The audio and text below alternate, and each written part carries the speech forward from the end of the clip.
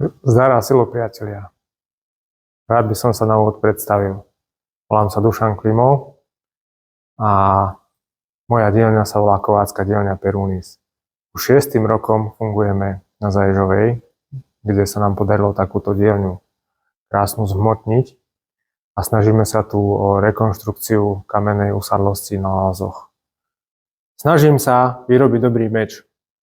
Táto snaha mi trvá viac než 20 rokov, ale neviem, či som ešte uspel. No myslím, že som na dobrej ceste. Fascinujú ma meče, fascinujú ma nože a moja tvorba pozostáva hlavne z damaškovej ocele. Kováctvu sa venujem cez 20 rokov. Nejakých 10 rokov robím kurzy. Sme jedni z prvých, ktorí na Slovensku kurzy začali robiť. Tým pádom by som vám rád toto prostredie priblížil.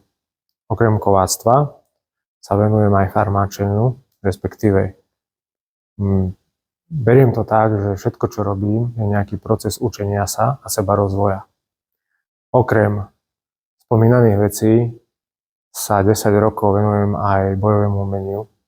Téma ďalšieho videa bude damašková oceľ. Niečo z histórie, niečo o výrobe. Na úvod by to bolo pre tentokrát všetko. Budeme radi, ak si kliknete odber a ak máte nejakú otázku, pýtajte sa v komentári. Veľmi rád vám na ktorúkoľvek z tém spravím video.